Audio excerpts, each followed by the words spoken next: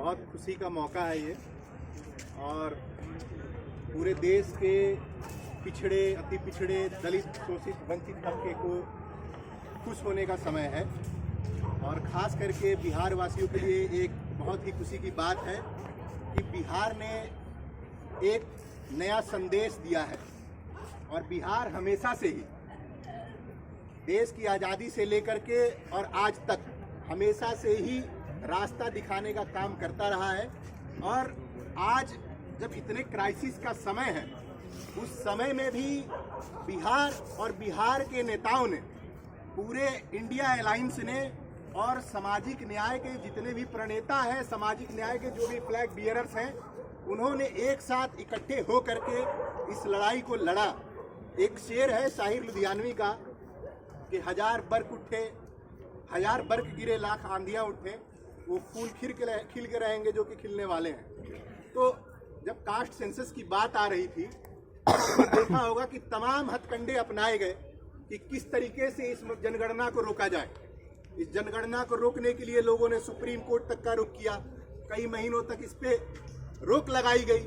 फिर दोबारा से हमारे मुख्यमंत्री और उप मुख्यमंत्री ने इस चीज को काफी गंभीरता से लिया, और जितनी भी पार्टियां इस देश में सामाजिक न्याय और सामाजिक इक्वालिटी, सोशल इक्वालिटी की लड़ाई लड़ रही हैं, उन्होंने इस चीज को बैक किया, सपोर्ट किया।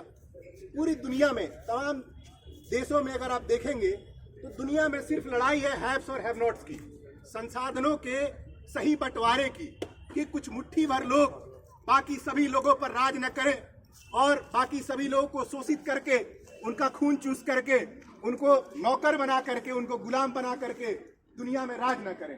दुनिया में अलग अलग माध्यम से लड़ाई लड़ी गई है। आपने नेल्सन मंडेला को भी देखा होगा, आपने मार्टिन लूथर किंग को भी सुना होगा। वो आप जब इलेक्टोरल पॉलिटिक्स की बात करते हैं और भारतीय लोकतंत्र की बात करते हैं, तो इस लोकतंत्र में भी इस तरीके के लोग हमेशा से रहे हैं, वोकल रहे हैं, जिन्होंने इस लड़ाई को बढ़ाने का काम किया है।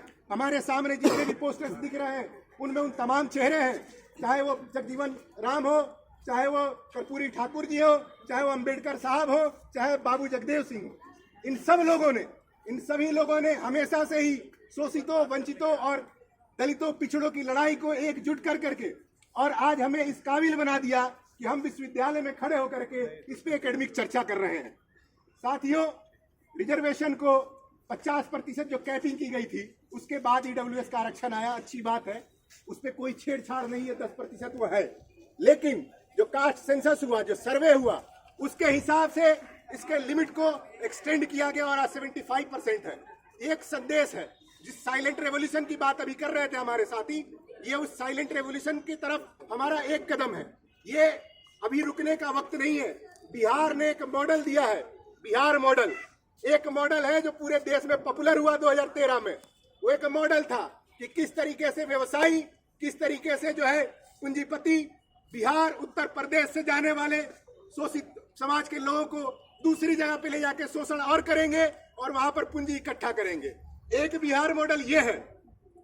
उस मॉडल के सामने एक ही मॉडल दूसरा सामने खड़ा है, जो कि बिहार मॉडल है, कि अपनी जगह पे, अपनी जमीन पर कैसे आप अपनी आबादी के हिसाब से अपना हिस्सा लेंगे और व्यवस्था में अपनी भागीदारी सुनिश्चित कराएंगे।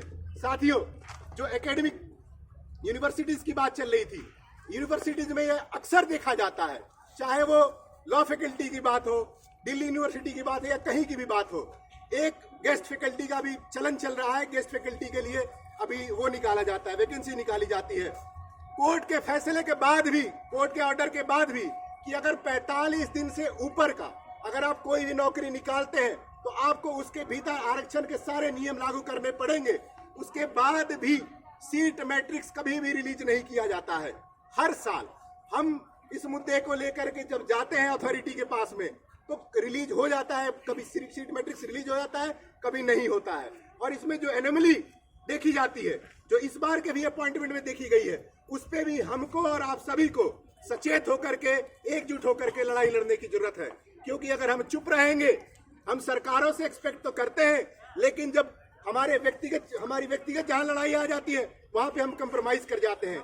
यूनिवर्सिटीज में वैचारिक रूप से हमारे दिमाग का अलायंस, हमारे दिमाग को एक जगह ला करके जो शोषित, वंचित और पिछड़े तबके के लोग हैं, उनके जो वैचारिकी है उसका साथ में समागम होना जरूरी है, इंटेलेक्चुअल डिस्कोर्स होना जरूरी है और साथ ही साथ उसको शार्पन करके आगे लड़ाई लड़ना जरूरी है।